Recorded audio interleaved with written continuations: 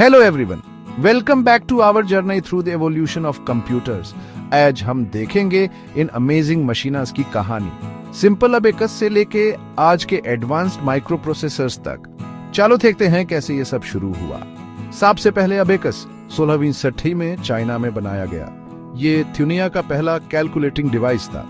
इसमें तारों में पिरोए मोतियों से कैलकुलेशन करते थे, सिंपल फिर भी कमाल का। फिर आता है 1644 और हमारे पास है ब्लेज पास्कल, एक बहुत ही होशियार फ्रेंच मैथमेटिशियन जिन्होंने पास्कल आयन या पास्कल कैलकुलेटर बनाया।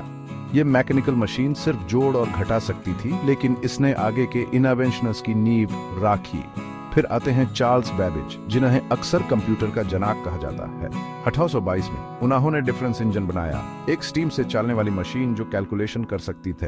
यही नहीं रुके, 1836 में उन्होंने एनालिटिकल इंजन बनाया, इंजीनियरिंग का एक कमाल।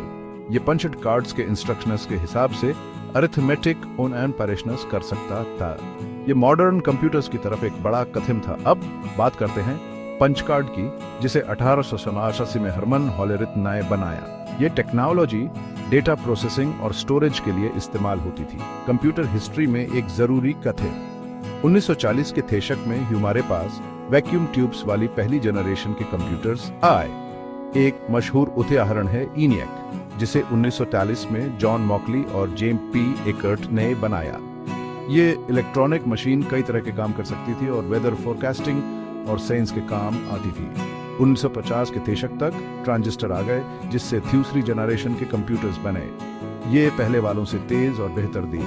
उदाहरण हैं IBM 1401 और UNIVAC 1107। फिर 1960 में तीसरी जनरेशन आई, जिसमें इंटीग्रेटेड सर्किट्स या ICs का इस्तेमाल हुआ। इन छोटे सर्किट्स नए कंप्यूटर टेक्नोलॉजी में क्रांति ला दी, जिससे IBM 360 जैसी मशीन्स बन सकी। चौथी जनरेशन 1970 के मध्य में very large scale integration VLSI technology के साथ शुरू हुई। इस दौर में पर्सनल कंप्यूटर्स AI जैसे CRA-1 सुपर कंप्यूटर और कई PCs। एज हम 5वीं जनरेशन में हैं, जो 1980 के अंत से शुरू हुई। Ultra large scale integration ULSI technology इन्हें कंप्यूटर्स को पहले से की ज्यादा तेज और पावरफुल बना दिया है। सोचो डेस्कटॉप्स, लैपटॉप्स और आपके स्मार्टफोन के बारे में।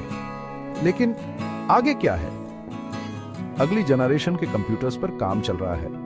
हम बात कर रहे हैं नैनो कंप्यूटर्स की, जो नैनो स्केल पर बनाएंगे, और क्वांटम कंप्यूटर्स की, जो क्वांटम बिट्स या क्यूबिट्स इस्तेमाल करेंगे। ये बहुत छोटे लेकिन बहुत पावरफुल होंगे।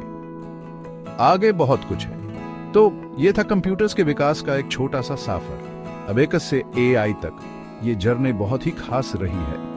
इन टेक्नोलॉजिकल चमत्कारों के बारे में और जानने के लिए बने रहें। Thanks for watching. Like, subscribe और बेल आइकॉन थे बनाना भूलें। और टेक इनसाइट्स पाने के लिए मिलते हैं अगली बार।